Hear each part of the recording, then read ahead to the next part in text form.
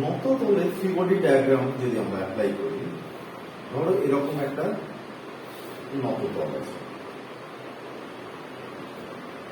এই অ্যাঙ্গেলটা হচ্ছে থিটা। এখানে যদি একটা ব্লক থাকে তাহলে আচ্ছা ব্লকটা একটু বড় করে বুঝতে সুবিধা হবে।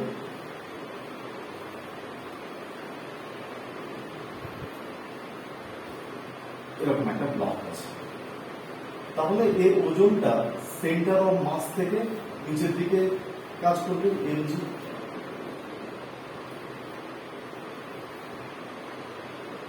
তবে এই নত তলের সঙ্গে লম্ব যদি একটা উপাংশ নিই, তাহলে দেখো এই অ্যাঙ্গেলটা কত হবে সেটা প্রথম দেখি।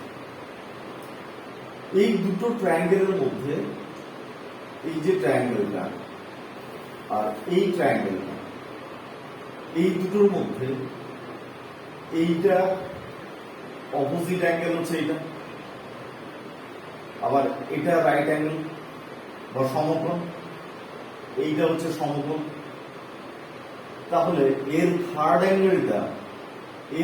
অ্যাঙ্গেলটার সঙ্গে সমান হবে, তার মানে এই অ্যাঙ্গেলটাও থিটা হবে। তাহলে এই অ্যাঙ্গেলটা যদি থিটা হয় তাহলে এমজির এই দিকের উপাংশটা এমজি কস থিটা, আর এইটার সঙ্গে লম্ব বরাবর অর্থাৎ নত তলের সঙ্গে সমান্তরাল দিকে এদিকের কম্পোনেন্টটা হবে এমজি সাইন থিটা। তাহলে ওজনের দুটো উপাংশ, একটা নততল বরাবর বা নততলের সঙ্গে প্যারালাল করে কত এমজি সাইন থিটা, আর এই নততলের সঙ্গে লম্বভাবে এমজি কস থিটা, এই দুটো উপাংশ কাজ করছে, এটা মনে নেই। এখন এই যে তলটা, এই ব্লকটার উপরে যে লম্ব প্রতিক্রিয়া দিচ্ছে সেটা,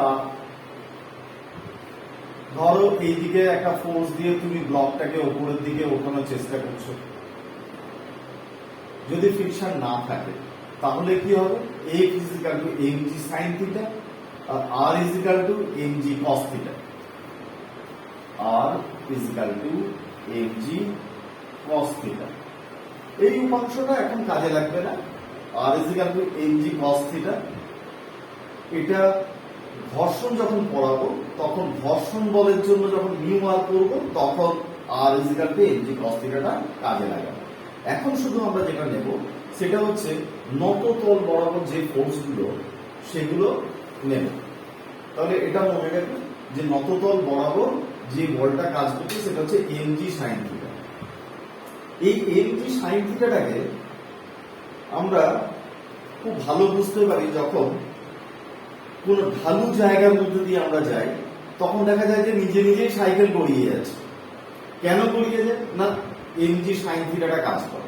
এবার যত বেশি ঢালু হয় তত বেশি সাইন থিটার ভ্যালুটা, সেই জন্য mg sin থিটার ভ্যালুটা তত বেশি হয়। এই mg sin থিটাটাই নততল বরাবর একটা বস্তুকে কুড়ুল করে নিচের দিকে নামিয়ে দেয়। তাহলে নত তলের মধ্যে যদি একটা বস্তু থাকে তাহলে নততল বরাবর নিচের দিকে mg sin থিটা এই বলটা কাজ করছে নততল বরাবর, এটা মনে রাখবে। mg এর একটা উপাংশ আর একটা লম্বভাবে কাজ করছে mg cos থিটা। এটা জিস্ট হচ্ছে এটা। এবার এটাকে আমরা অ্যাপ্লাই করব, লিখে নেব, এটা থিওরি হিসেবে লিখে নেব। ঠিক আছে, মুছে দিচ্ছি।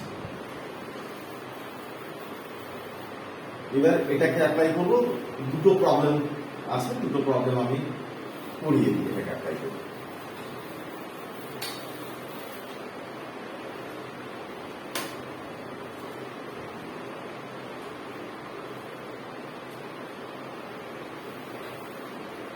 সেট 2 প্রবলেম সেট 2 এর নাম্বার 7 এই প্রবলেমটা দেখ এরকম একটা নততল আছে, এখানে একটা পুলি লাগানো আছে, এখানে একটা ব্লক আছে, এটার মাস হচ্ছে m,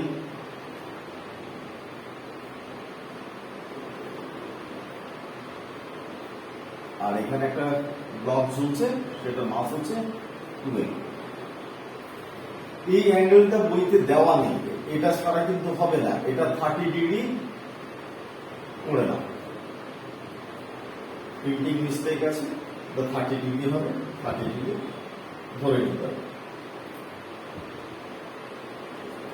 এখন ব্লক দুটো ত্বরণ কত সেটা জিজ্ঞেস করেছে। এখন এই অবস্থাতে বুঝতে পারছি না যে এটা এই দিকে নামবে আর এটা উপর দিয়ে উঠবে নাকি এটা নামবে এই ব্লকটা উঠবে।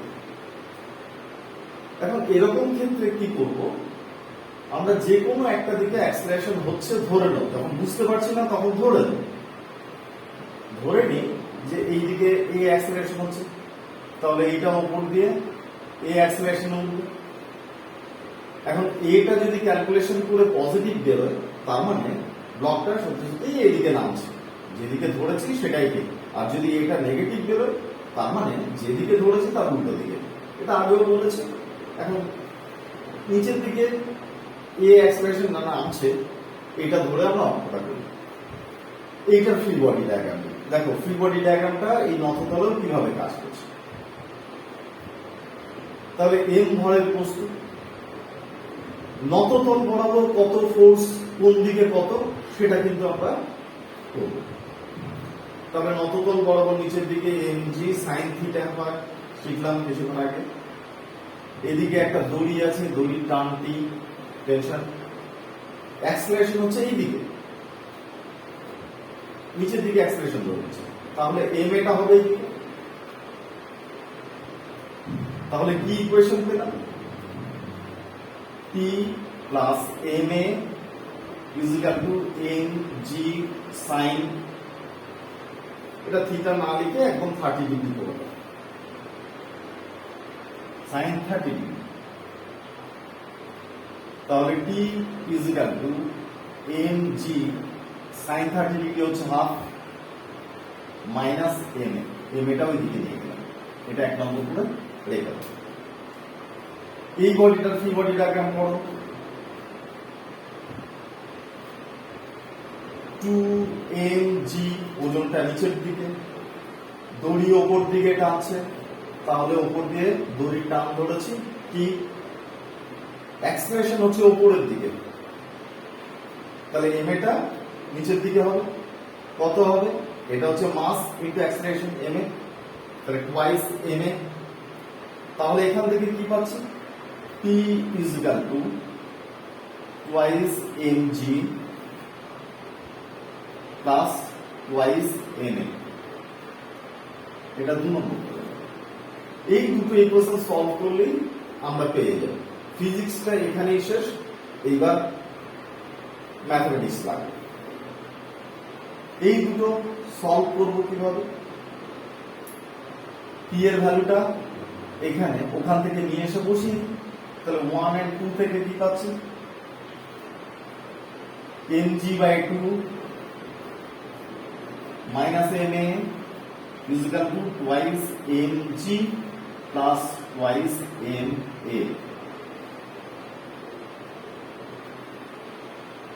এটা যদি ওই দিকে নিয়ে যায় তাহলে 3ma is equal to, এটা ওই দিকে নিয়ে গেছে, এবার এটার দিকে এটা নিয়ে আসি, mg/2 minus 2mg,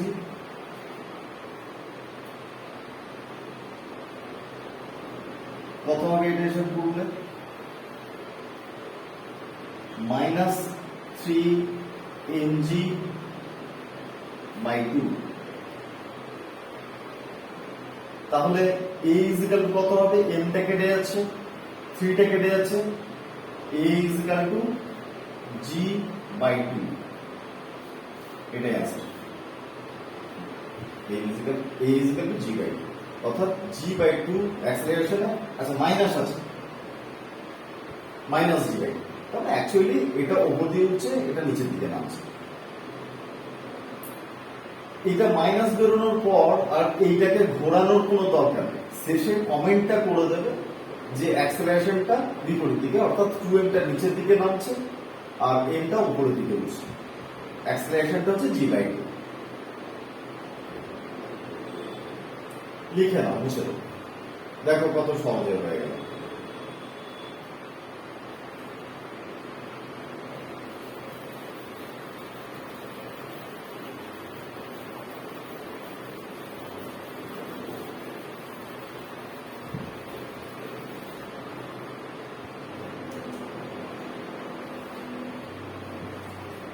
আর একটা প্রবলেম আছে হট সেট হট সেটে এরকম ধরনের একটা প্রবলেম আছে 30 হট সেট প্রবলেম নাম্বার 30 ওটাতে আছে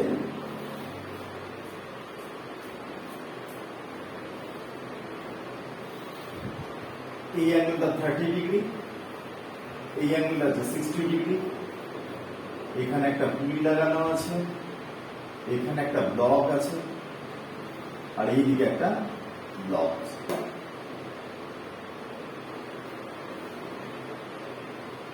এটা হচ্ছে 55 কেজি আর এটা হচ্ছে 35 কেজি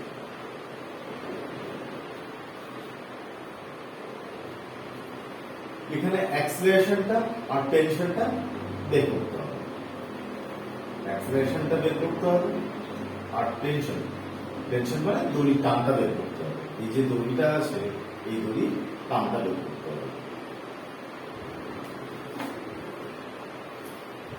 একদম একইভাবে করব তার আগে একটু বলে নিই এই ব্লকটার বেলায় আমি বলেছিলাম যে এই সাইডে যদি ব্লক থাকে তাহলে এই দিকে কাজ করে mg sin থিটা এটা যদি থিটা আর ওই ব্লকটা আঁকার সময় ঠিক ওই রকম ভাবে বাঁকিয়ে আঁকবে এইভাবে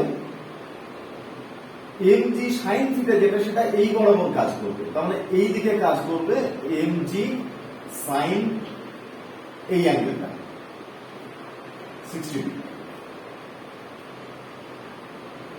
ঠিক এই নতদল ব্লক নিচের দিকে এটা যেমন এইদিকে mg sin থিটা কাজ করছিল এটা এইদিকে mg sin থিটা কাজ করবে ঠিক আছে এটা বোঝানোর জন্য বললাম এবার এই ব্লকটা নিয়ে নিই ফ্রি বডি ডায়াগ্রাম করি ব্লকটাকে ঠিক যেরকম বাঁকানো আছে সেরকম বাঁকিয়ে আনবে এই দিক বরাবর টি টেনশন এই দিক বরাবর 55 এটা হচ্ছে m g sin 30 ওজনের কম্পোনেন্ট এইদিকে কাজ করবে আর কি হচ্ছে অ্যাক্সেলারেশনটা এখনো ধরিনি ধরতে হবে কোন দিকে অ্যাক্সেলারেশন হবে বুঝতে পারছেন কাজে এই দিকে ধরে এ তাহলে এটা উপরের দিকে এ হবে ধরে নিলাম যে এটা নামছে এটা উঠছে আবার সেই এটা বলে যদি পজিটিভ আসে তাহলে যেদিকে ধরেছে সেদিকে আর না হলে যদি মাইনাস আসে তাহলে যেদিকে ধরেছি তার উল্টো দিকে মোশন হবে এখন ধরেছি এই দিকে এ ধরেছি নিচের দিকে তাহলে এম এটা কাজ করবে মানে 55 এটা কাজ করবে উপরের দিকে তাহলে কি ইকুয়েশন পেলাম p is plus 55a is equal to 55g sin 30 degree দেখুন এটা প্লাস এটা টোটাল আপওয়ার্ড ফোর্স মানে নততল বরাবর এই দিকের ফোর্স সমান এই দিকের ফোর্স এটা হচ্ছে তাহলে এখানে টিটা বের করে রেখে দিই 55g sin 30 degree minus 55a এটা এক নম্বর ইকুয়েশন এটার ফ্রি বডি ডায়াগ্রাম নিই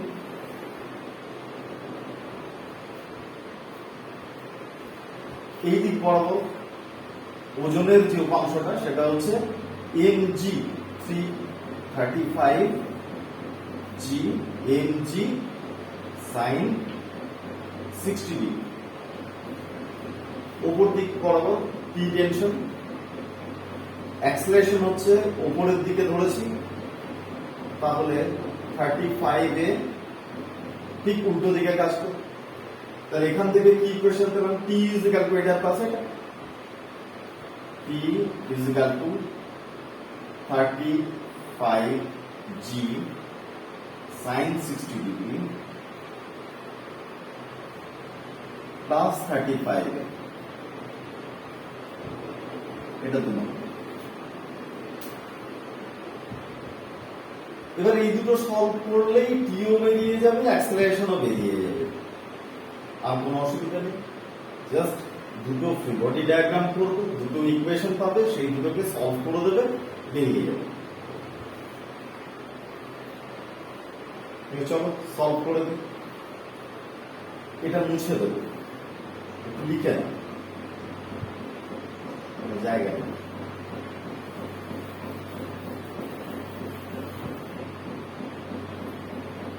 এবার এই দুটো ইকুয়েশন থেকে কি পাচ্ছি? এটা ইজ ইকুয়াল টু এটা, তাহলে 55g sin 30 degree minus 55a is equal to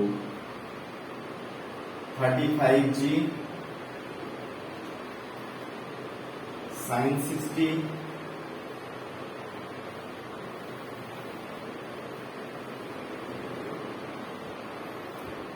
55g sin 30 minus 55a is equal to 35g sin 60 plus 35a।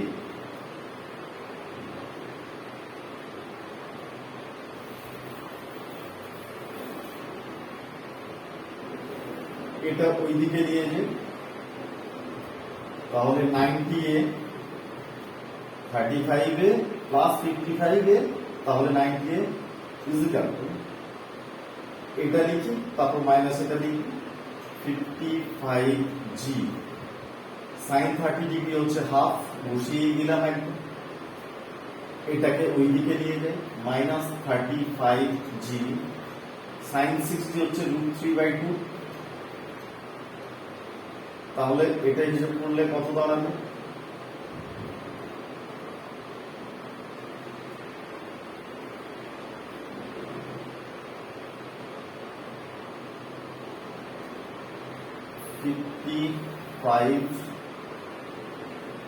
Calculation করে 55 into 9.8/2 minus 35 into 9.8 into 3/2.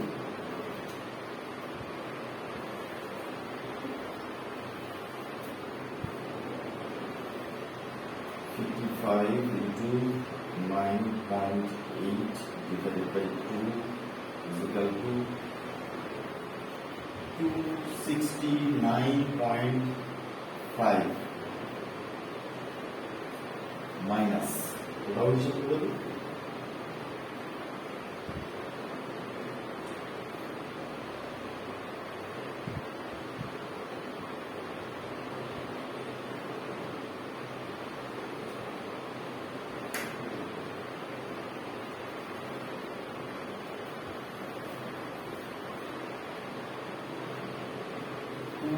$97.0 এরকম আছে।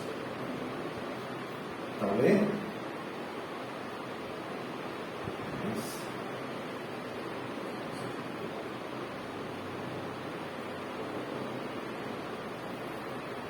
minus 27.54 এরকম আসছে। তাহলে a is equal to কত? এটা ডিভাইডেড বাই 90,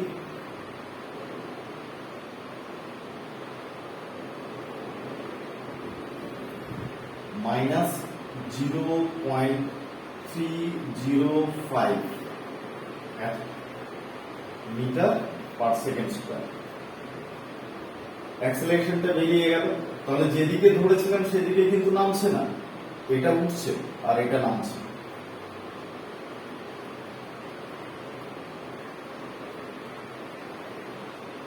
এবার যে কোনো একটা ইকুয়েশনে অ্যাক্সেলারেশনের ভ্যালুটা বসিয়ে দাও, হয়ে যাবে। লিখে নাও, মুছে দেবো।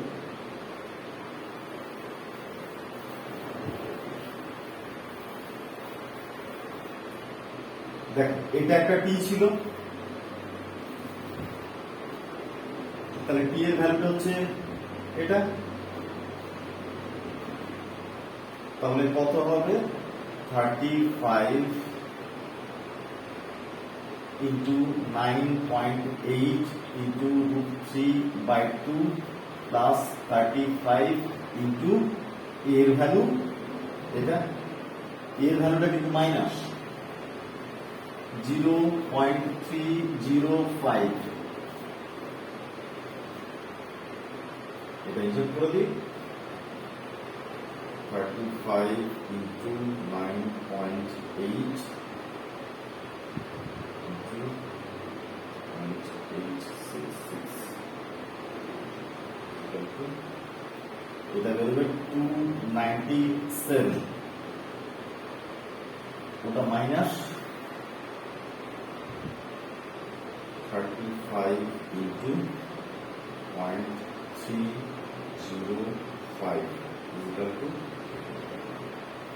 10.675 is equal to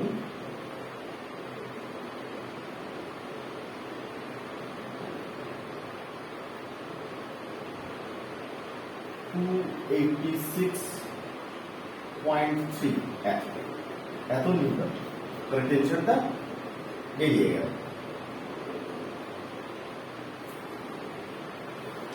তাহলে ইনক্লাইন্ড প্লেনে দুটো প্রবলেমই হয়ে গেল।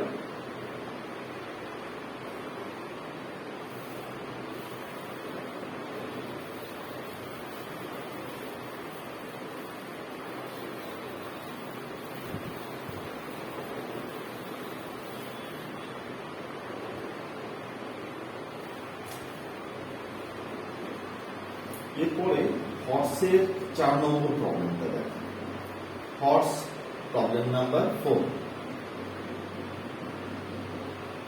1000 কেজি ভরের একটি ট্রাক 3000 কেজি ভর বিশিষ্ট একটি ট্রেলারকে একটি দড়ির সাহায্যে টানছে।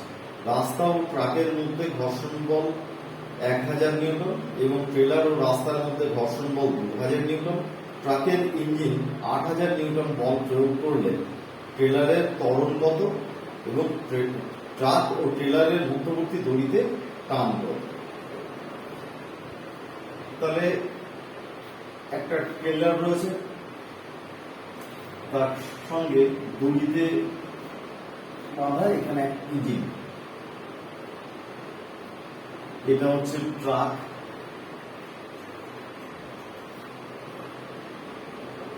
এটা হচ্ছে ট্রেলার।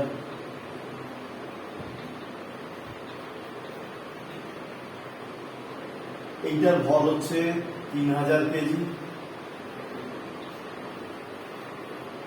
ওটার ভর হচ্ছে 1000 কেজি। ঘর্ষণ বল ট্রেলারের সঙ্গে রাস্তার ঘর্ষণ বল, গাড়িটা ধরো ওই দিকে যাচ্ছে, তাহলে এদিকে ঘর্ষণ বলটা হচ্ছে 2000 নিউটন, আর ইঞ্জিনের সঙ্গে রাস্তার যে ঘর্ষণ বল সেটা হচ্ছে 1000 নিউটন।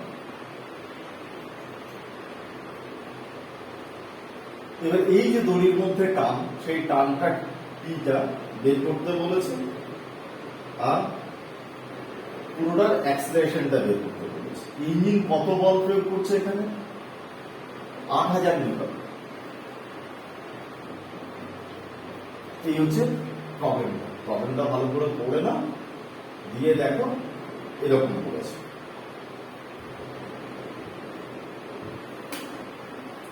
এবারে কিভাবে করব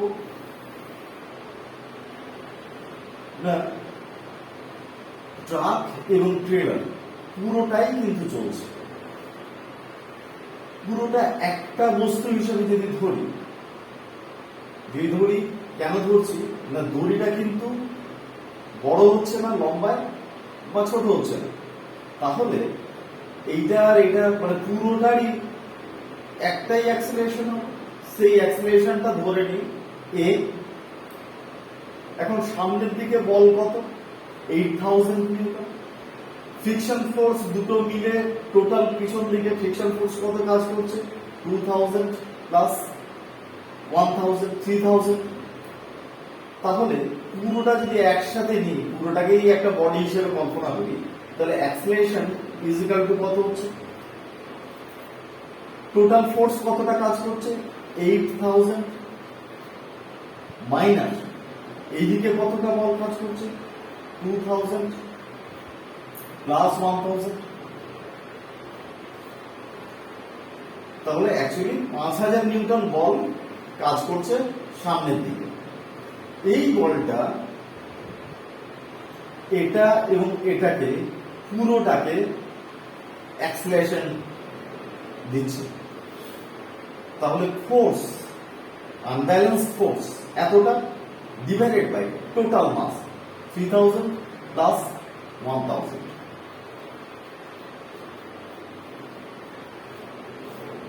তাহলে এটাই হবে অ্যাক্সিলারেশন। তাহলে উপরে কত? 5000, নিচে হচ্ছে 4000। তাহলে এত মিটার পার সেকেন্ড স্কয়ার হবে। তিনটে জিরো কেটে গেল, তার মানে হচ্ছে 5/4, তাহলে 1.25 মিটার পার সেকেন্ড স্কয়ার। এই হবে পুরো সিস্টেমটার তখন, মানে পুরো গাড়িটার ইঞ্জিন এবং ট্রেলার সমেত, ট্রাক এবং ট্রেলার সমেত পুরোটার অ্যাক্সিলারেশন হবে 1.25 মিটার পার সেকেন্ড স্কয়ার।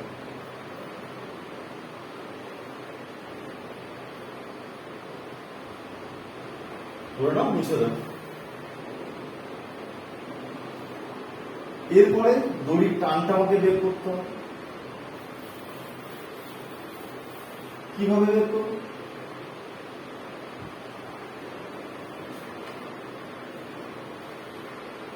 এটা হচ্ছে হর্সের প্রবলেম নাম্বার 4।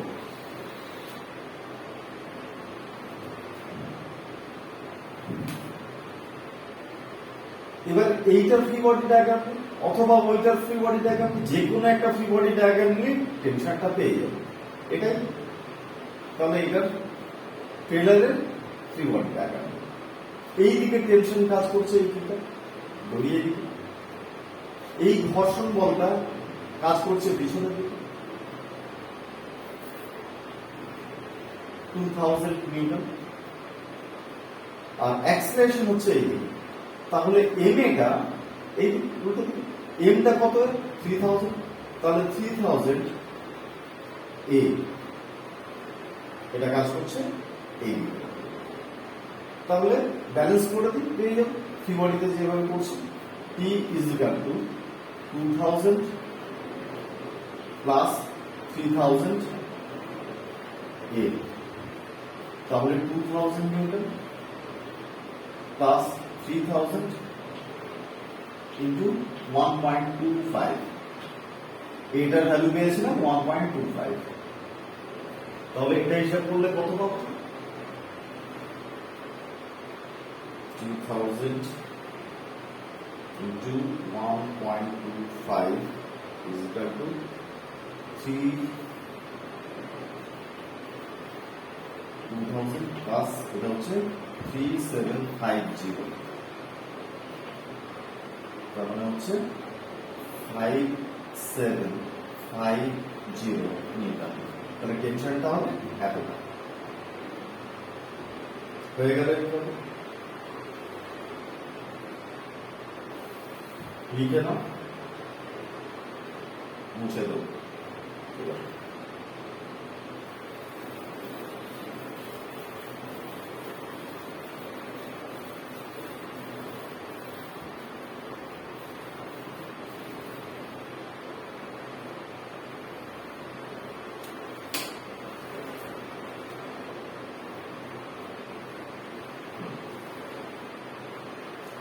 এবার হাতুড়ি পেটানোর অঙ্কগুলো শেখ। পেরেকের মধ্যে যদি আমি হাতুড়ি দিয়ে আঘাত করি, এইটা হয়তো একটা কাঠের ব্লক আছে, একটা পেরেক আছে,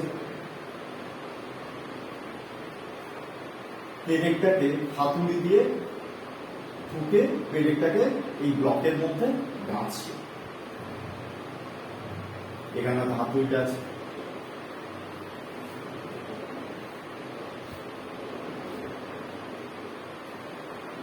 এবারে এই প্রবলেমগুলো কিভাবে সলভ করব? অনেক সময় বলে দেওয়া থাকে যে হাতুড়িটা পেরেক থেকে বেশ কিছুটা উপরে, হয়তো 10 মিটার 7 মিটার উপরে, সেখান থেকে ফ্রি ফল করে দেওয়া হবে।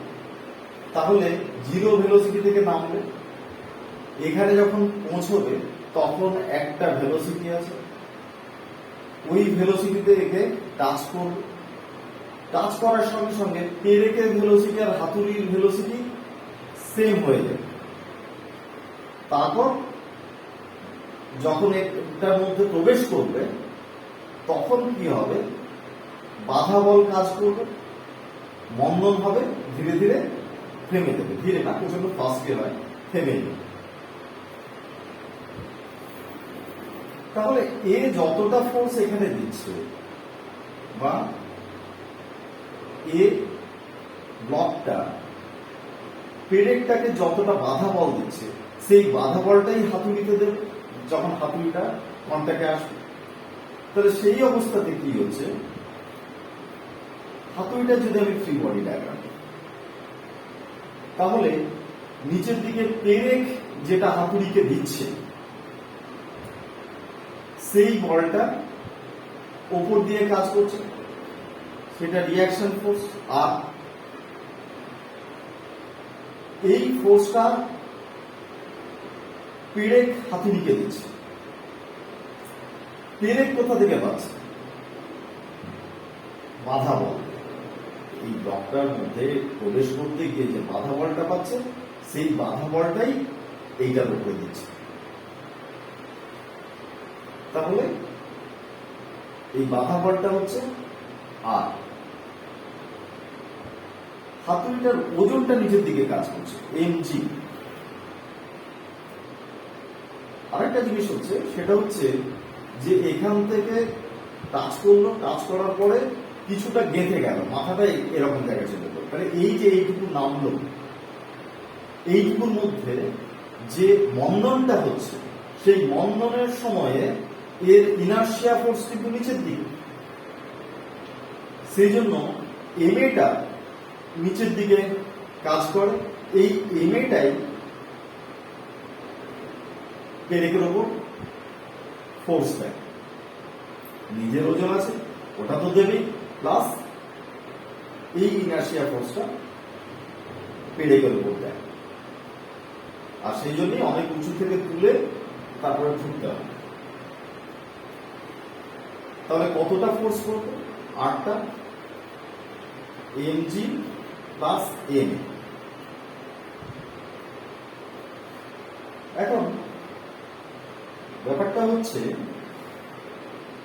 যে অনেক বইতে এই mgটাকে আর ধরে না, ভুল করে, শুধু r = ma করে। ভালো বইগুলো ঠিক আছে ভাই, ভালো বইগুলো এটাই করে, mgটা ধরে না। mgটা না ধরার কোনো কারণ নেই।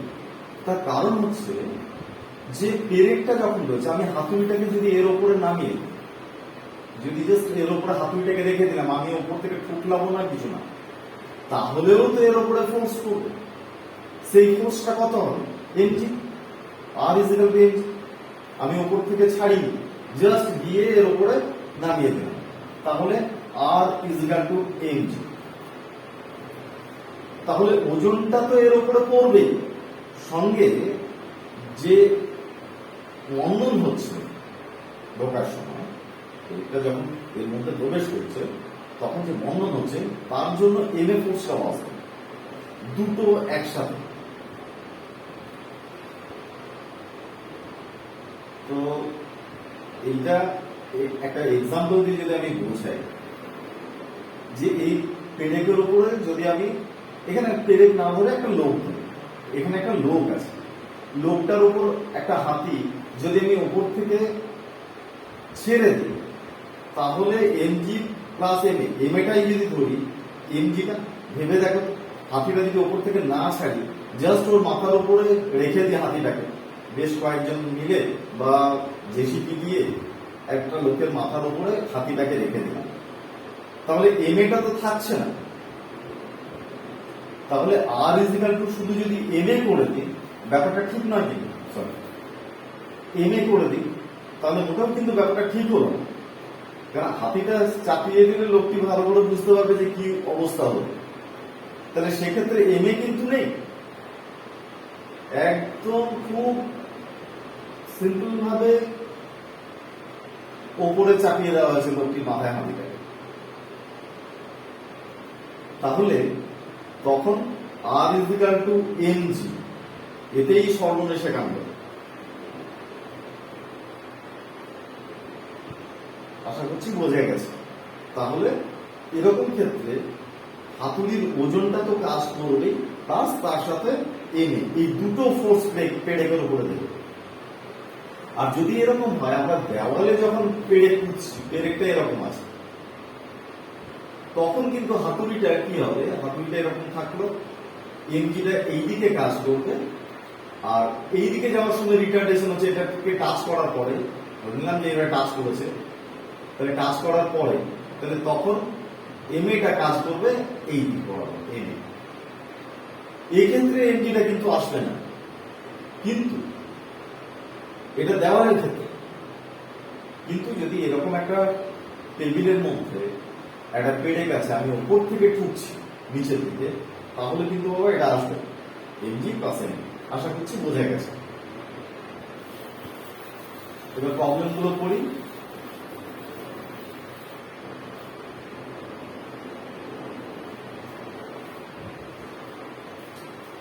Set to 26. Problem number 26. এটাতে কি আছে, 50 কেজি ভরের একটি খুঁটিকে মাটিতে প্রবেশ করানোর জন্য 200 কেজি ভরের একটি বাটখারাকে 10 মিটার ওপর থেকে বাধাহীনভাবে খুঁটিটির ওপর ফেলা হচ্ছে। প্রতিবার আঘাতের ফলে খুঁটিটি 7 সেন্টিমিটার গভীরে প্রবেশ করছে। মাটির গড় বাধা নির্ণয় করো। এখানেও গড় বাধাটা বের করতে বলেছে।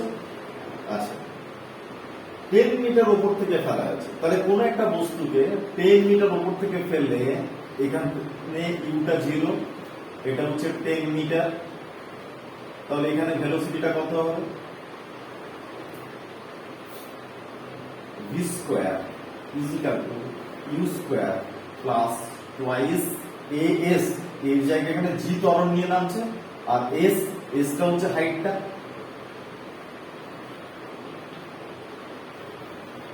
আর ইউটা 0 এক্ষেত্রে। তাহলে v is equal to root over of twice gh, এটা ফর্মুলা হিসেবেও মনে রাখতে পারবে, মনে রাখা উচিত, মনে রাখবে এটা। v is equal to twice root over of twice gh। h height থেকে যদি একটা বস্তুকে ফ্রি ফল করিয়ে দিই, তাহলে h হাইট নামার পর তার ভেলোসিটি হবে এটা। তাহলে এখানে ভেলোসিটি কত, v is equal to root over of 2 into g, যেটা হচ্ছে 9.8, আর h টা নেমেছে হচ্ছে 10 মিটার, তাহলে কত হচ্ছে 98 ইনটু 2, 196, তার মানে 14 মিটার পার সেকেন্ড এই ভেলোসিটি দাঁড়াবে।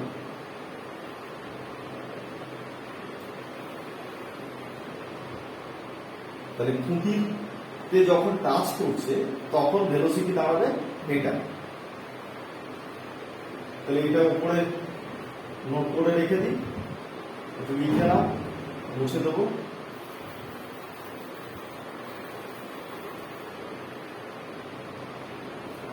তাহলে v ইজ ইকুয়াল টু পেলাম 14 মিটার পার সেকেন্ড। এরপরে কি হচ্ছে, পেরেকটা এইটুকু 7 সেন্টিমিটার নেমে থেমে যাচ্ছে। তাহলে এখানে ভেলোসিটিটা হচ্ছে এইটা, অন্তিম ভেলোসিটিটা হচ্ছে 0। তাহলে এখানে মন্দনটা কত হচ্ছে সেটা দেখব। তাহলে এখানেও লাগে ভি স্কোয়ার, ভিটা 0 is equal to U square মানে 14 square minus twice A S. S কতটা মিটারে যদি করি 0.07, তাহলে এটা বেরিয়ে যাবে a is equal to 14 square divided by 2 into 0.07 is equal to, হিসাব করে দেখি,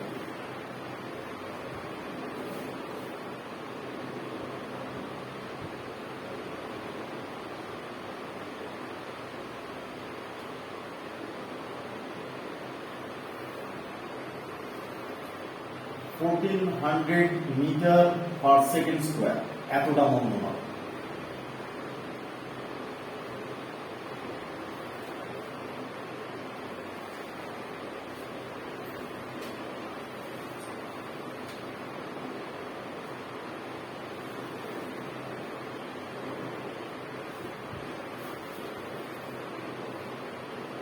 এবার সেই ফ্রি বডিতে চলে যাও, এটা মুছে দিই, লিখে নাও। তাহলে এবার রিটার্ডেশনটা পেলাম a is equal to 1400 metre per second square. এবার খুঁটি এবং 50 কেজি যে ভর, 50 কেজি ভর হচ্ছে খুঁটিটা, আর 200 কেজি হচ্ছে বাটখারাটার ভর। তাহলে টোটাল মিলে কত হলো 250 কেজি। তাহলে সেটা মাটির মধ্যে প্রবেশ করছে, তাহলে 250 জি, এমজিটা নিচের দিকে কাজ করছে, উপর দিকে মাটি বাধা দিচ্ছে, সেই বাধা বল উপরের দিকে কাজ করছে।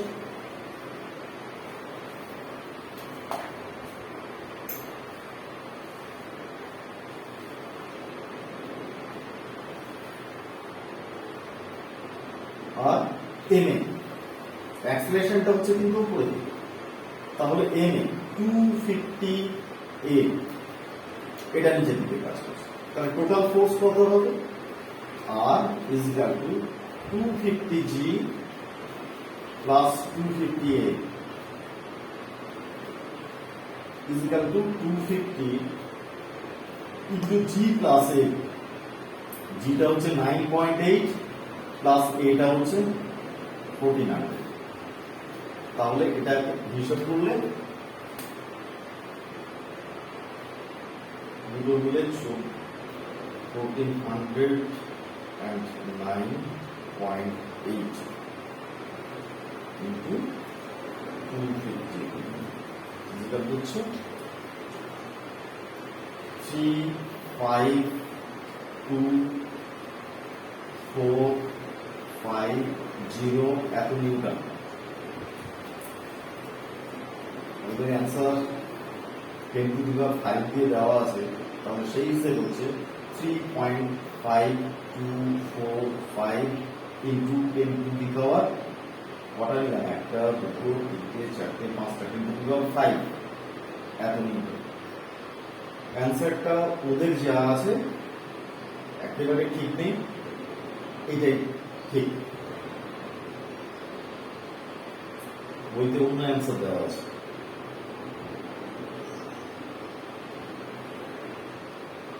এটাই কারেক্ট, লিখে নেক্সট প্রবলেম যাবে।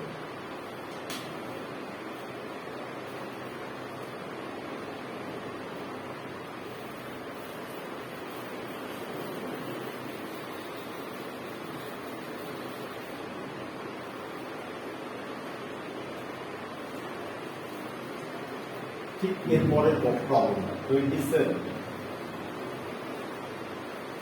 500 গ্রাম ভরের একটি হাতুড়ি 15 মিটার পার সেকেন্ড বেগ নিয়ে একটি কাঠের ব্লকের উপরে রাখা একটি পেরেকের মাথায় আঘাত করে। পেরেকটি কাঠের ব্লকের মধ্যে 75 মিলিমিটার প্রবেশ করে। কাঠের ব্লক দ্বারা বিরুদ্ধ বল স্থির মানের ধরে নিয়ে হাতুড়ির ত্বরণ এবং স্থির বলের মান নির্ণয় করা। প্রথমে বেগটা কত ছিল, ঠিক আগের মতো প্রবলেমটা, ওখানে একটা সার্টেন হাইট থেকে ফেলে দেওয়া হয়েছিল, তারপর বেগ পেয়েছিলাম, ভেলোসিটিটা দাঁড়িয়েছিল 14 মিটার পার সেকেন্ড। এখানে বলেই দেওয়া আছে 15 মিটার পার সেকেন্ড থেকে আঘাত করা হয়েছে পেরেকটা। তাহলে পেরেকটাকে যখন টাচ করলো তখন 15 মিটার পার সেকেন্ড ভেলোসিটি, তারপর 75 মিলিমিটার প্রবেশ করে, 75 মিলিমিটার মানে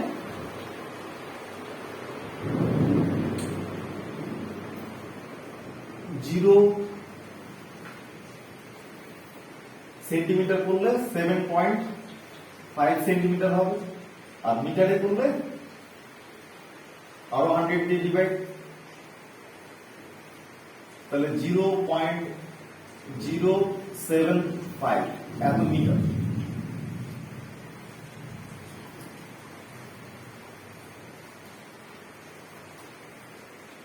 এবারে যদি ফ্রি বডি ডায়াগ্রাম নিয়ে আমি হাতুড়িটা 500 গ্রাম ভর আছে, তাহলে এমজিটা, আচ্ছা ত্বরণটা বের করে নিব। এখানে ভেলোসিটিটা 0, তাহলে v square is equal to u square minus twice a s, এসটা হচ্ছে এটা 0.075, তাহলে a ইজ ইকুয়াল টু 15 এর স্কয়ার বাই 2 ইন্টু 0.075।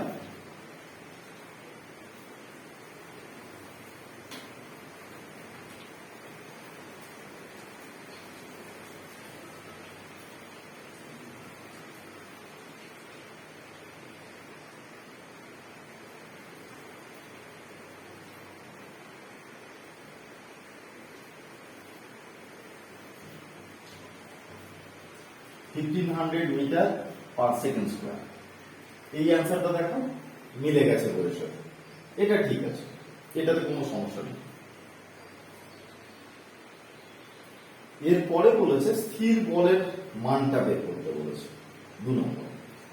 স্থির বলের মান মানে হচ্ছে যে ওই বাধা বলটাকে বের করতে বলেছে। এটা লিখে নাও, মুছে দেব।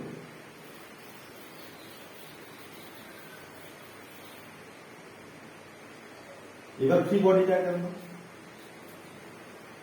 500 গ্রাম মানে হচ্ছে 0.5 কেজি,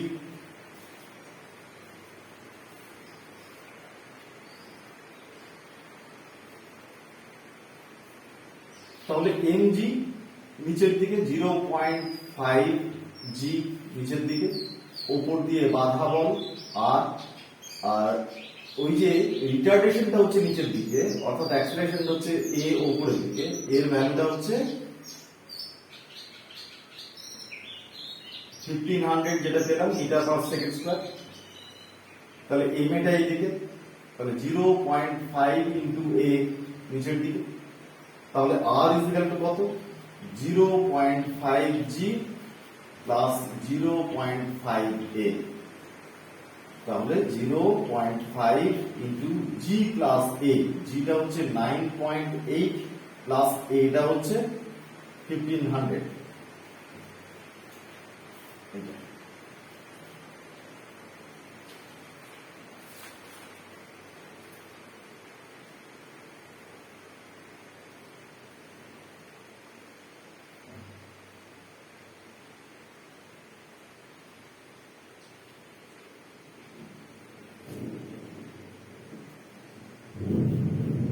সেভেন 5.4.9 এত নিউটন।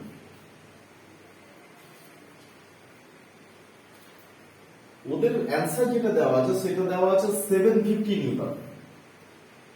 অ্যাকচুয়ালি এটার সঙ্গে এটা মাল্টিপ্লাই করে দিলেই হবে, অর্থাৎ এম এটা করে দিলেই হয়ে যেত, কিন্তু এমজিটাও থাকবে। আমি কিন্তু এই কারণে বলেছি যে এমজিটাকে কিন্তু ধরতে হবে, এমজিটাকে যেহেতু ধরেনি সেই জন্য 750 এসছে, কিন্তু ওটা মোটেও ঠিক না, এমজিটাকে ধরতে হবে।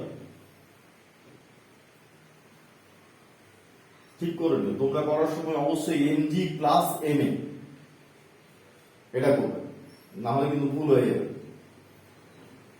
ঠিক আছে, লিখে নাও। আর মানতে অসুবিধা হলে মাথায় হাতি চাপিয়ে দেখতে বলেছি, দেখে নেবে।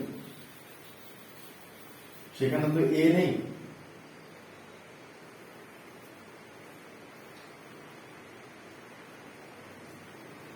আর একটা সেট 1 এর নাম্বার 10,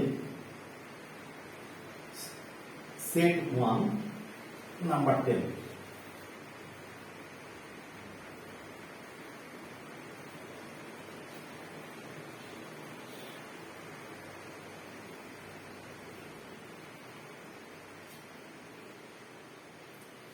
স্থির অবস্থায় থাকা 4 কেজি ভর বিশিষ্ট একটি হাতুড়ি 50 সেন্টিমিটার উচ্চতা থেকে পড়ে অনুভূমিক তলে আংশিকভাবে গাঁথা একটি পেরেককে আঘাত করে 0.1 সেকেন্ডে থেমে গেল।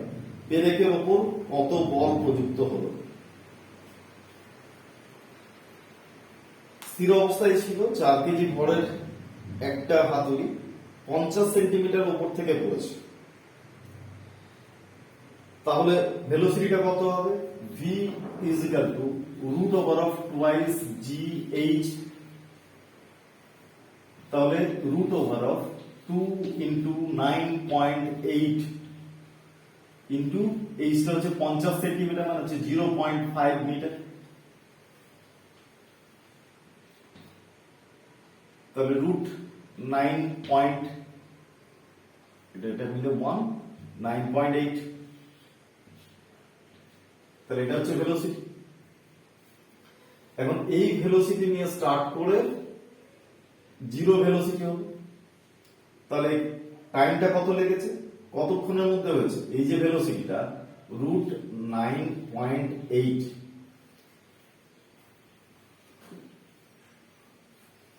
রুট 9.8 মনে করি চক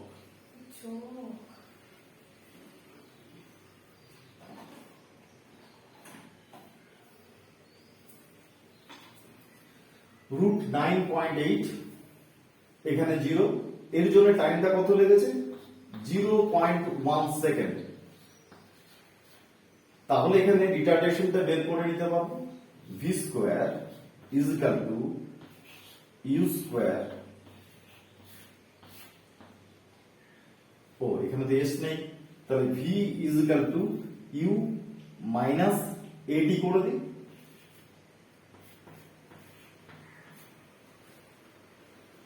তাহলে a is equal to root 9.8 divided by 0.1।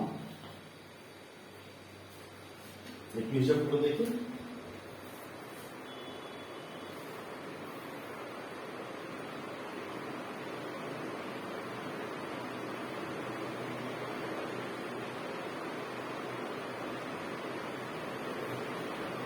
(31.3 metre per second square. এই বন্ধন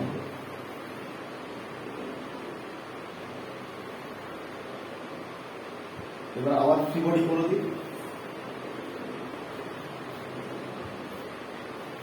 হাতুড়ির নিচের দিকে, হাতুড়ির ওজন কত ছিল? 4 কেজি, তাহলে 4g নিচের দিকে, আর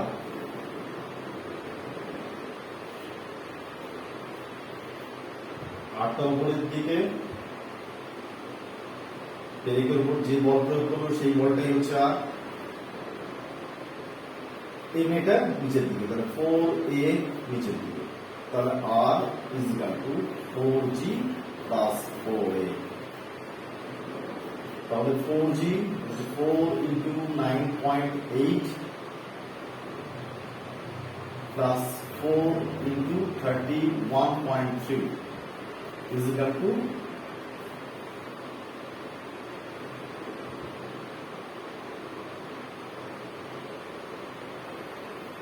এই পাশটা হচ্ছে 125.2 আর এটা হচ্ছে 4 into 9.8 is equal to 39.2 অ্যান্সারে কিন্তু এটাই দেওয়া আছে। ওজনটাকে ধরেনি, আবারও বলছি ওজনটাকে অবশ্যই ধরবেন। এই দুটো টোটাল করলে কত হচ্ছে 125.2 is equal to 164.4 এত নিউটন। এটা অ্যান্সার হবে, কারেক্ট অ্যান্সার এটা হবে।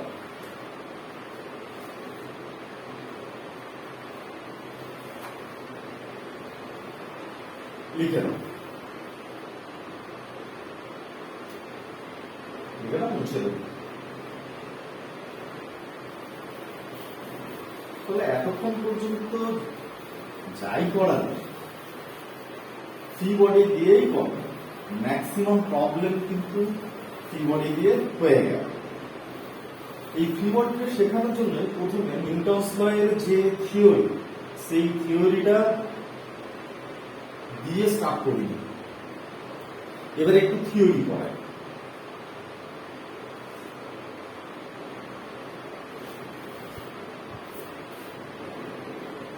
আমরা এটা আলাদাভাবে থিওরিতে নোট করে দেবো, থিওরির জন্য আলাদা খাতা করবে, সেই খাতাতে যখন যখন বলবো যে এটা থিওরি, সেটা থিওরি খাতাতে নোট করে দেবে।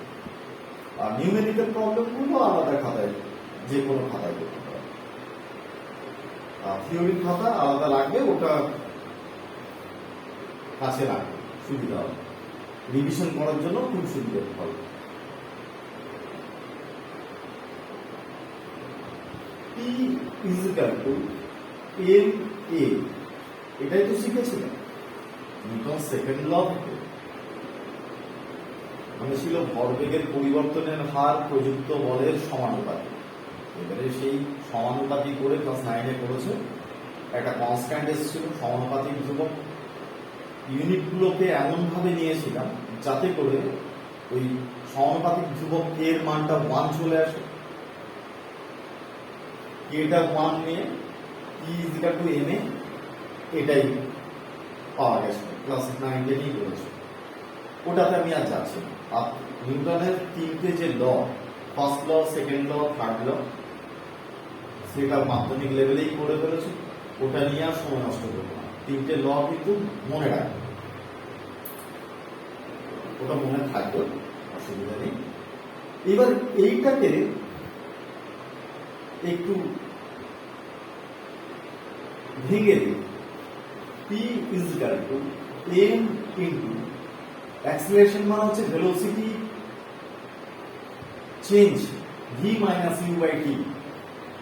একটু উল্টো করে বলছি এটা তো, তাহলে P is equal to mv minus mu by t। এই পিটাকে বলে ঘাত বল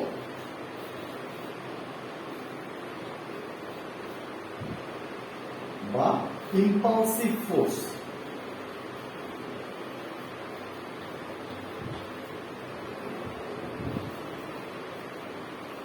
ইম্পালসিভ ফোর্স, তাহলে ইম্পালসিভ ফোর্সটা কত হলো M V minus M U by T বা এম এ, এটাই ইম্পালসিভ ফোর্স। আর পি ইন্টু টি যদি হয়, পি ইন্টু টি, তাহলে কত হচ্ছে এম ভি মাইনাস এম। এটাকে বলে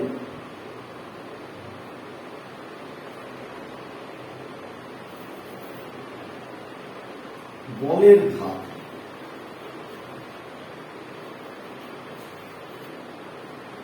বা ইম্পালস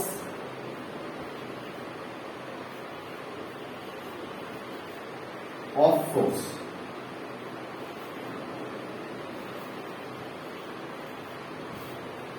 তার মানে কি M V minus M U, অর্থাৎ ভরবেগের পরিবর্তনটাই হচ্ছে বলের ঘাত বা ইম্পালস অফ ফোর্স বা ইম্পালস বলে, শুধু ইম্পালসও বলে।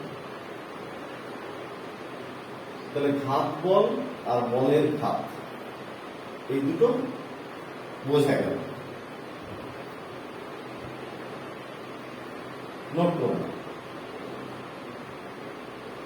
তাহলে বলের ঘাত মানে হচ্ছে ভরবেগটা বা মোমেন্টামটা কতটা চেঞ্জ হবে।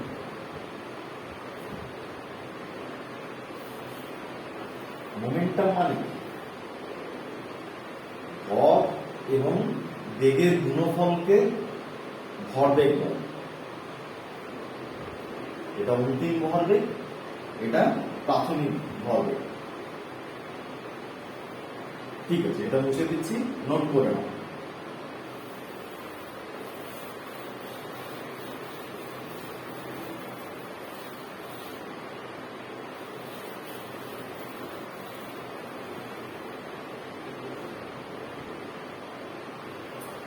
এবার সংঘর্ষের প্রবলেম গুলো করা। সংঘর্ষের থিওরিটা প্রথম পড়ি। সংঘর্ষ বা কলিশন, ধরো m1 ভরের একটা বস্তু, সেটা এই দিক বরাবর u1 ভেলোসিটিতে চলছে, আরেকটা বস্তু রয়েছে সেটার ভর হচ্ছে m2, সেটা u2 ভেলোসিটিতে চলছে। এইবার দুটোর মধ্যে কলিশন মানে ঠোকাঠুকি হবে,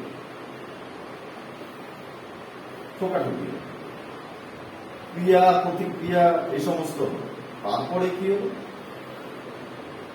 না, m1 ভরের বস্তুটা v1 ভেলোসিটিতে আর m2 ভরের বস্তুটা v2 ভেলোসিটিতে চলতে লাগে। এরকম কলিশন আমরা অনেক ক্ষেত্রেই দেখেছি। ক্যারাম খেলার সময়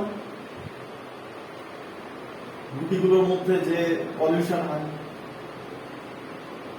তারপর গাড়িতে ঠোকাঠুকি লাগলে,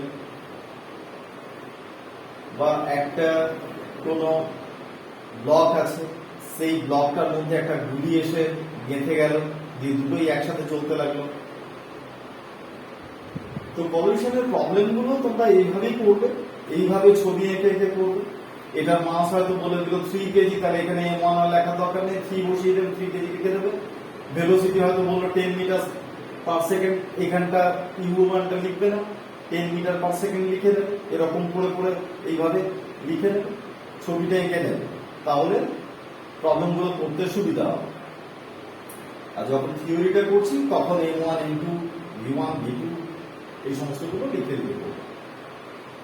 আচ্ছা বলতো, যে দুটোই ধরে নাও যে এক্স অ্যাক্সিস বরাবর যাচ্ছে, কখনো এরকম হয় যে হেড অন কলিশন যেটা বলে, মুখোমুখি সংঘর্ষ, তখন কি হবে, এটা এইদিকে যাচ্ছে, এই ভেলোসিটিটা এই ডিরেকশন করে দেখাবো, অঙ্ক করার সময় করে দেখাবো।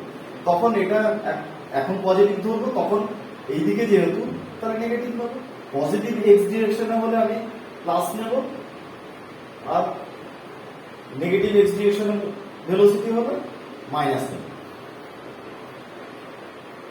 তাহলে এরকমই থাক, দুটোই যাচ্ছে, একই দিকে যাচ্ছে ধরে, তাহলে নিশ্চয়ই u1 ভেলোসিটিটা u2 চেয়ে বেশি, u1 গ্রেটার দ্যান u2। এটা যদি না হয় তাহলে সংঘর্ষ জীবনে হবে, এটার ভেলোসিটি বেশি হতেই হবে, না হলে কন্ট্যাক্টে আসবে।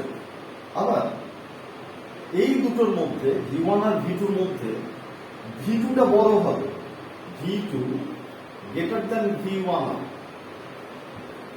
যদি না হয় তাহলে এই কন্ট্যাক্টটা ছাড়বে না যতক্ষণ পর্যন্ত না সামনেরটার ভেলোসিটি বেশি হচ্ছে এটার চেয়ে, অর্থাৎ v2টা v1 এর থেকে বেশি হচ্ছে, ততক্ষণ পর্যন্ত কিন্তু কন্ট্যাক্টটা ছাড়বে না।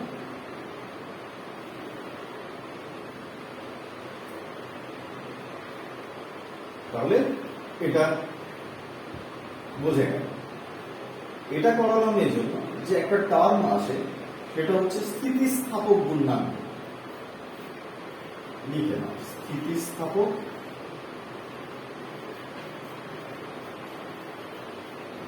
গুণাঙ্ক।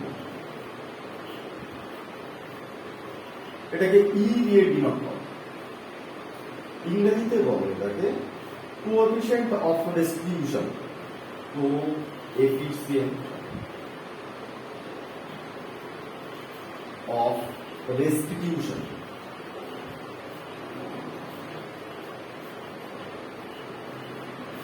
এটাকে কোএফিশিয়েন্ট অফ রেস্টিটিউশন বলে, স্থিতিস্থাপক গুণাঙ্ক।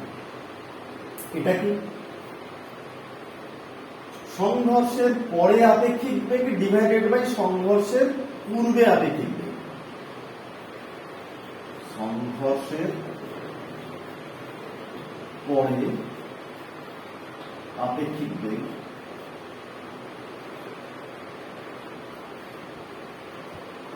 আপেক্ষিক বেগ ভালো করে লেখা হবে না, আর সংঘর্ষের পূর্বে আপেক্ষিক বেগ। Relative velocity after collision divided by relative velocity before collision. তাহলে ই ইজ ইকুয়াল টু বলে রাখো সংঘর্ষের পরে আপেক্ষিক বেগ। সংঘর্ষের পরে আপেক্ষিক বেগ কত? v2 minus v1।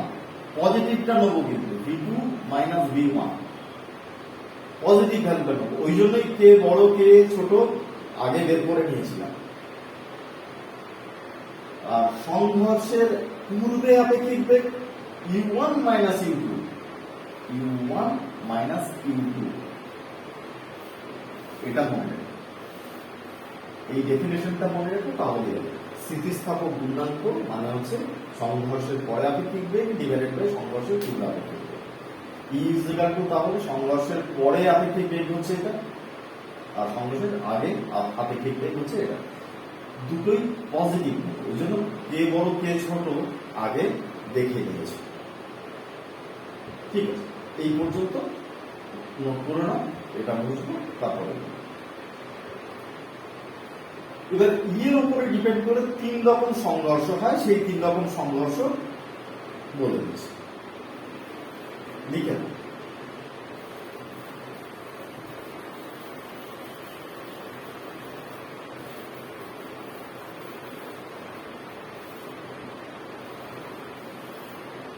এটা বুঝছো?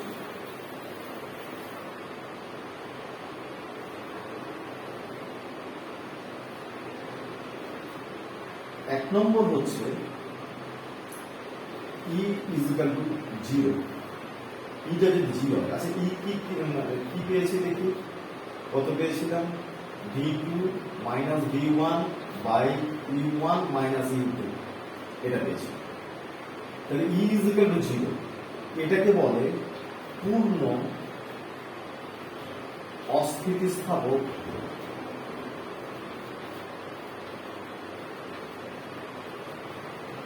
সংঘর্ষ।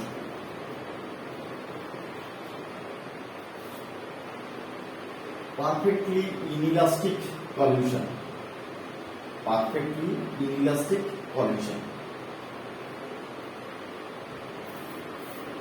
ই ইজ ইকুয়াল টু 0 মানে, ই ইজ ইকুয়াল টু 0 মানে হচ্ছে এখান থেকে দেখো ই ইজ ইকুয়াল টু 0 হয়, তাহলে v2 minus v1 is equal to 0। তাহলে v1 is equal two v2 আসছে।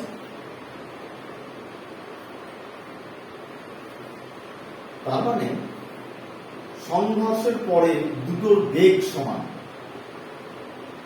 তার মানে ব্যাপারটা কি হলো, একসঙ্গেই থেকে গেল, তারপরে বিচ্ছিন্ন হলো না কিন্তু সংঘর্ষের পরে, তাহলে এই অবস্থাতেই থেকে গেল।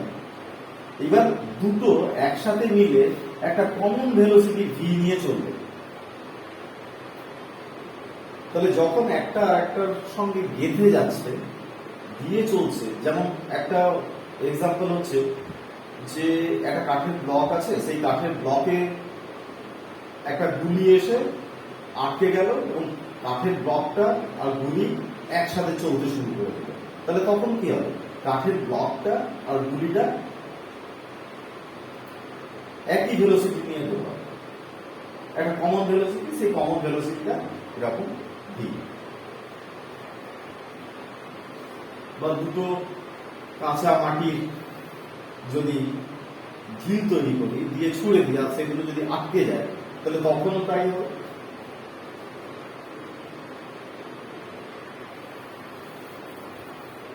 তাহলে এটা হচ্ছে পূর্ণ অস্থিতিস্থাপক সংঘর্ষ, সেখানে E = 0।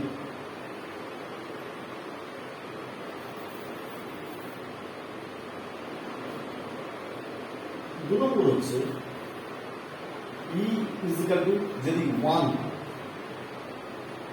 তাহলে হবে কি পূর্ণ স্থিতিস্থাপক সংঘর্ষ হবে। এটা অস্থিতিস্থাপক ছিল, এটা স্থিতিস্থাপক সংঘর্ষ। E = 1 মানে relative velocity after collision divided by relative velocity before collision. তাহলে কি হবে, এটা যদি 1 হয়ে যায় তাহলে সংঘর্ষের পরে আপেক্ষিক বেগ আর সংঘর্ষের আগে আপেক্ষিক বেগ সমান হবে। তার মানে v2 - v1 = e1 - e2, এটা হবে E = 1। এক্ষেত্রে কি হয় একটু বোঝার চেষ্টা করি, যে সংঘর্ষের পরে আপেক্ষিক বেগ আর সংঘর্ষের আগে আপেক্ষিক বেগ সমান। ধরো এরকম একটা মেঝে হচ্ছে, এখান থেকে একটা বল ছেড়ে দিল, বলটা পড়লো, ড্রপ খেলো, দিয়ে আবার।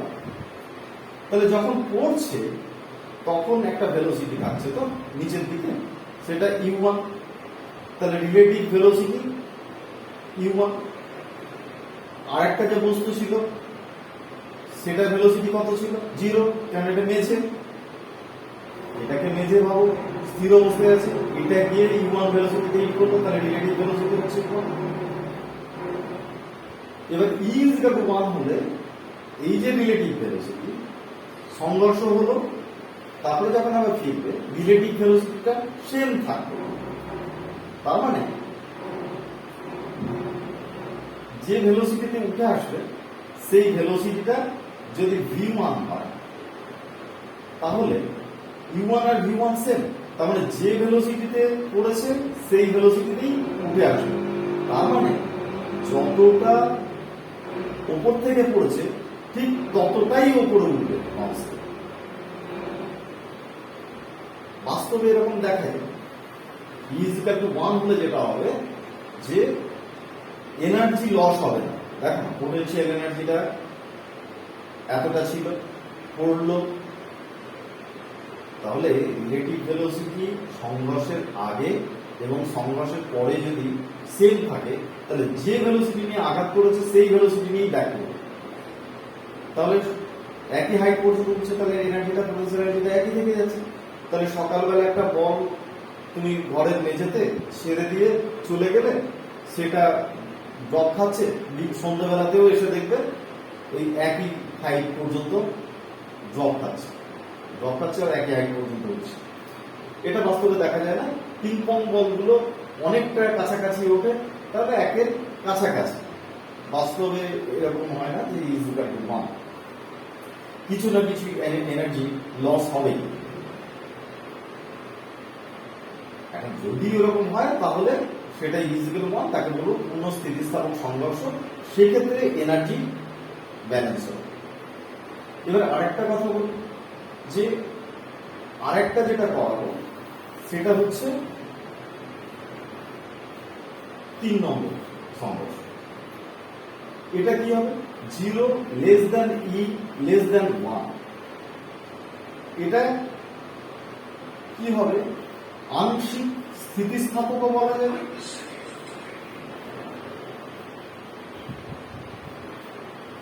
আংশিক স্থিতিস্থাপক সংঘর্ষ বা আংশিক অস্থিতিস্থাপক সংঘর্ষ, দুটোই বলা যাবে। আংশিক অস্থিতিস্থাপক সংঘর্ষ।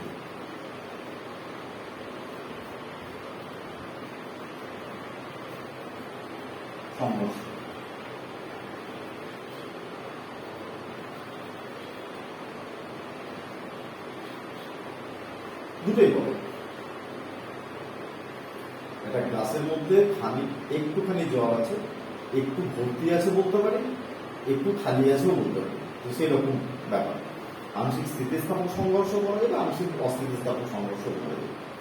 এখন এই তিন দল সংঘর্ষ, এখন প্রত্যেকটা সংঘর্ষে ভরবেগের সংরক্ষণ সূত্র থাকবে, অর্থাৎ মোমেন্টাম কনজার্ভ থাকবে, আর এনার্জি কনজার্ভ থাকবে বা শক্তির সংরক্ষণ সূত্র থাকবে শুধুমাত্র E=1 এর ক্ষেত্রে। বাকি দুটো ক্ষেত্রে এনার্জি লস হবে। প্রথমে যতটা এনার্জি ছিল, আমি এনার্জিটা এখানে ক্যালকুলেশন করে দেখাবো, মুছে দিচ্ছি। শুধুমাত্র খেয়াল রেখো যে পূর্ণ স্থিতিস্থাপক সংঘর্ষ হলে E=1 হলে এনার্জিটা কনজার্ভ থাকবে, বাকি দুটো কেসে কিন্তু এনার্জি কনজার্ভ থাকবে না।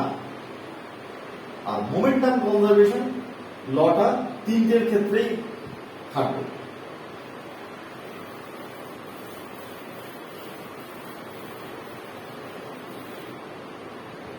আর আমরা প্রথমটা ছবিটাতে চলে যাই। এটা M1 V1 M2 মাস V2 বেগে দৌড়াচ্ছে। ভরবেগের সংরক্ষণ সূত্র যে কোনো সংঘর্ষের ক্ষেত্রেই থাকে। তার মানে হচ্ছে সংঘর্ষের পূর্বে ভরবেগ, মোট ভরবেগ এবং সংঘর্ষের পরে মোট ভরবেগ ইকুয়াল হবে। ভরবেগের সংরক্ষণ সূত্রটা বই থেকে পড়ে নিও। বাহ্যিক বল অনুপস্থিত থাকলে, এখানে কোনো এক্সটার্নাল ফোর্স নেই, এদের নিজেদের মধ্যে অ্যাকশন রিঅ্যাকশন ছাড়া কোনো এক্সটার্নাল ফোর্স নেই, তাহলে বাহ্যিক বল অনুপস্থিত থাকলে সংঘর্ষের আগে মোট ভরবেগ এবং সংঘর্ষের পরে মোট ভরবেগ সমান থাকে। এটাই হচ্ছে ভরবেগের সংরক্ষণ সূত্র, বই থেকে পড়ে নিই। ভরবেগ কিন্তু ভেক্টর রাশি। তাহলে প্রথমে প্রাথমিক ভরবেগ কত ছিল? প্রাথমিক ভরবেগ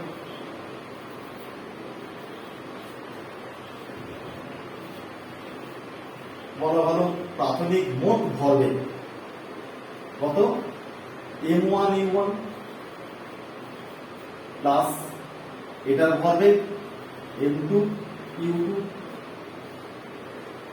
যদি এটা স্থির অবস্থায় থাকে, এ গিয়ে হিট করে, তাহলে এইটার ভরবেগ 0, U2টা 0 হলে এটা 0 হয়ে যাবে, তখন শুধু এটার ভরবেগ হবে মোট ভরবেগ।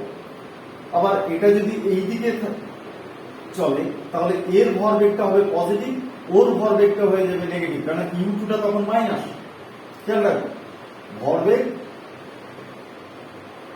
ভেক্টর রাশি, কাজে পজিটিভ নেগেটিভটা দেখতে হবে।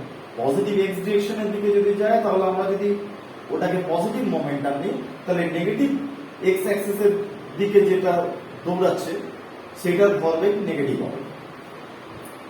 অন্তিম ভরবেগ, অন্তিম মোট ভরবেগ সেটা কত? M1 V1 plus M2 V2। Calculation করার সময় যদি দেখা যায় যে V1 বা V2 কোনোটা নেগেটিভ বেরোলো, তার মানে উল্টো দিকে ভেলোসিটি। না জানলে এইভাবে ধরে নিতে হবে, ধরে নেওয়ার পর ক্যালকুলেশন করে যা বেরোবে সেই অনুযায়ী পজিটিভ হলে এইদিকে, নেগেটিভ হলে এইদিকে। কারণ ভরবেগের সংরক্ষণ সূত্র অনুযায়ী কি হচ্ছে, তাহলে ভরবেগ দুটো তাহলে দেখলাম, তাহলে M2 V2 plus M1 V1 is equal to M1 U1 plus M2 U2। এই ইকুয়েশনটা ব্যবহার করবো ভরবেগের সংরক্ষণ সূত্র। আরেকটা হচ্ছে E is equal to 1। আচ্ছা, এখানে আরেকটা জিনিস বলবো, যদি এরকম হয় যে দুটো একসাথে আটকে গেল, যে কমন ভেলোসিটি নিয়ে দৌড়াচ্ছে, তখন কি করবে? তখন এটা করবে এটাতে M1 প্লাস M2, তখন অন্তিম ভরবেগ কত হবে? M1 plus M2 into V, এরকম হবে। M1 plus M2 into V, এটা common velocity, is equal to এইটা প্রাথমিক ভরবেগ m1 u1 plus m2 u2, তাহলে অন্তিম মোট ভরবেগ তখন আর এই ছবিটা আনবেন, এইখানে একেই শেষ করবেন। তাহলে অন্তিম ভরবেগ হচ্ছে এটা ইন্টু এটা, আর প্রাথমিক মোট ভরবেগ হচ্ছে m1 u1 plus m2 u2, এটা ব্যবহার করে এখান থেকে কমন ভেলোসিটিটা বেরিয়ে যাবে। আরেকটা হচ্ছে এনার্জি। প্রাথমিক শক্তি কত? মোট হাফ এম ভি স্কোয়ার, এই ফর্মুলা, প্লাস ওর কাইনেটিক এনার্জি কত?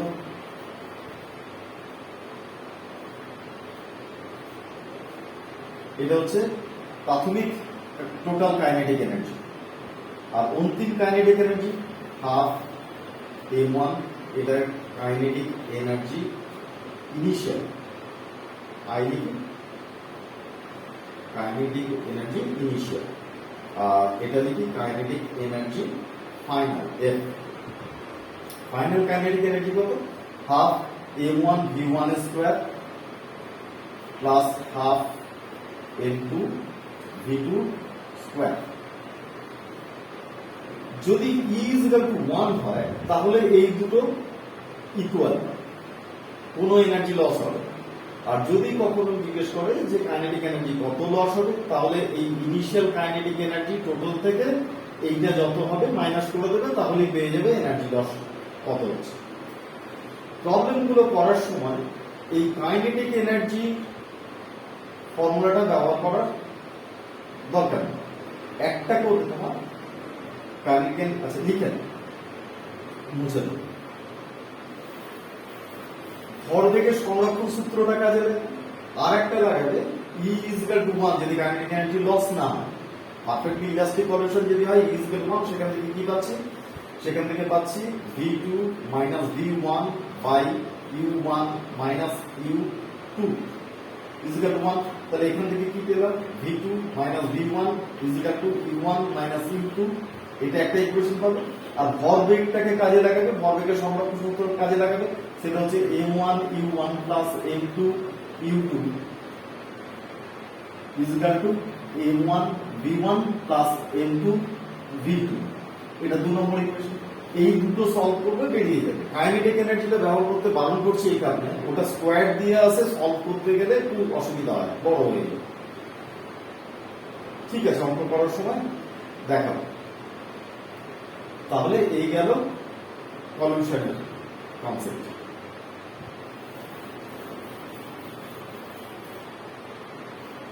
বাকি ইকুয়েশন উপর থিওরি প্রবলেম করার সময় বলে দেবো, বুঝে দিচ্ছি।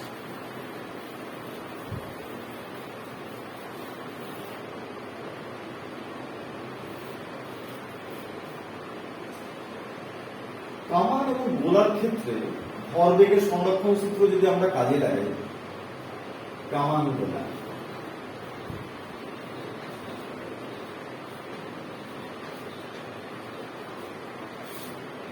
কামানের ভরটা ধরে নি ক্যাপিটাল এম, গোলার ভরটা ধরি স্মল এম, কামানের চেয়ে গোলাটা ছোট হয়, ছোট এম গোলা। এইটার ভেলোসিটিটা ক্যাপিটাল ভি ধরি, এটা ভেলোসিটিটা স্মল ভি ধরি। প্রথমে কামান এবং গোলা দুটোই স্থির অবস্থায় ছিল, তাহলে প্রাথমিক ভরবেগ 0 ছিল।